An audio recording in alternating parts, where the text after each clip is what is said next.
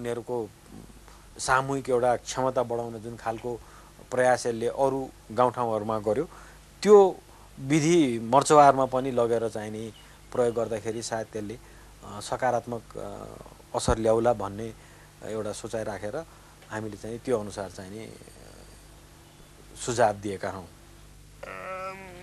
यहाँ के देखियो भने विकास भनेर हामीहरु Development is often taken to be only the creation of physical infrastructure, but the experience with the RSDC has shown that an awareness towards organization is equally important. Where there is no infrastructure, awareness works towards getting that infrastructure in place.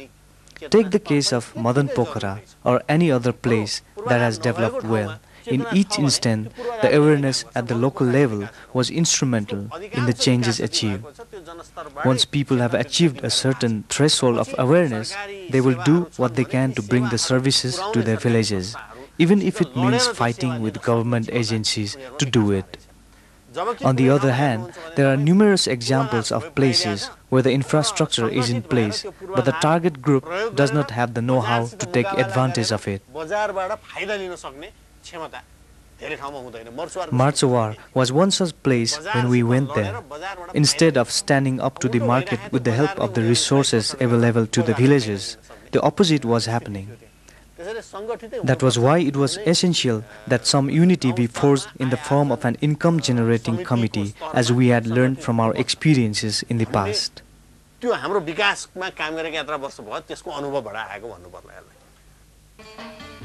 The Rural Self-Reliance Development Center took its program to Marchawar with financial assistance from the United Nations Capital Development Fund.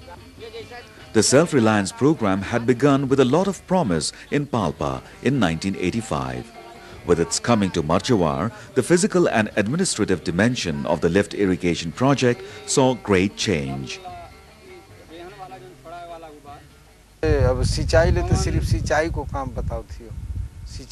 The irrigation project was concerned solely with irrigation.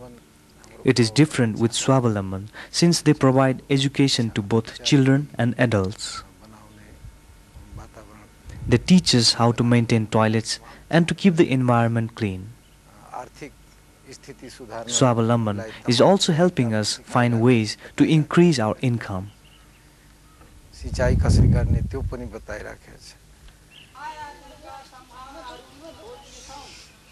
Like the Buddha's eightfold path, self-reliance has a 19-point code of conduct.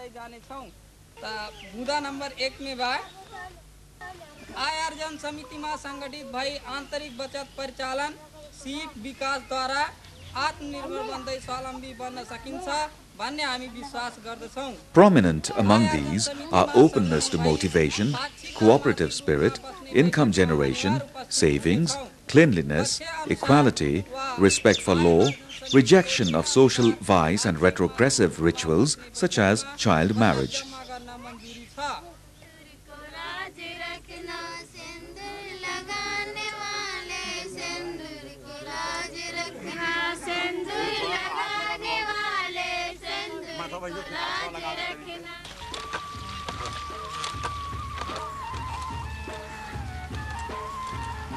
The results from an adherence to this code has been immediate and visible. But most important has been the change apparent in the way people think.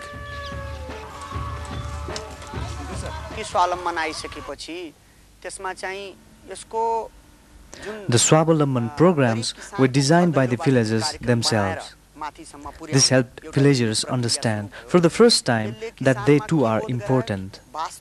It was a totally new experience to be consulted about their expectations and to be allowed a voice.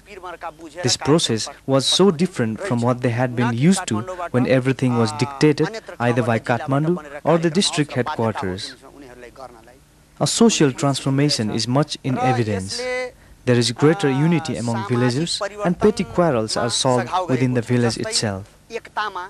They are more conscious of their cleanliness. Savings are being made.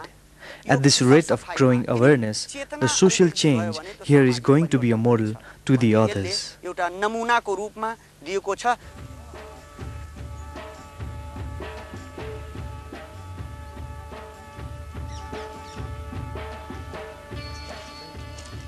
Assessing the positive physical changes brought about by Swavalamban, a local elite and chairperson of Betkuya Village Development Committee, Ashok Kumar Shukla says,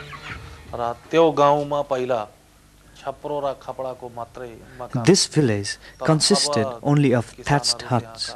Now people are building brick structures. That itself shows that the economic situation is getting better.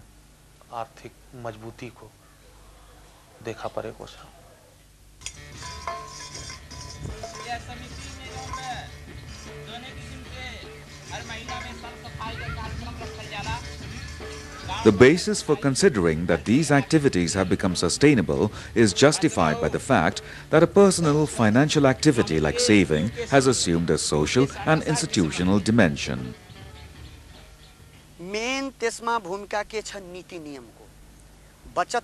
The most important factor is that the rules have been laid down. Savings were done even in the past with farmers using their equivalent of piggy banks, that is, in the earthen pots which they broke open to take out the money. But with our help, the 5 or 10 rupees saved is used for community needs. Someone saves 10 rupees and is lent 400 rupees when he needs it. All this is based on trust and the regulations.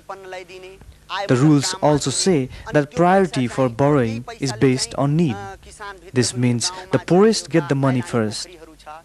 We encourage them to utilize the common resources of the village. There is a saying that big money eats up small money. But now there is widespread belief among those involved in RSDC programs that small money will pull big money. That is because the farmers see their savings growing, and also because the Village Development Committee and the District Development Committee are beginning to have faith in them. The general view in these local bodies is that since the villagers are making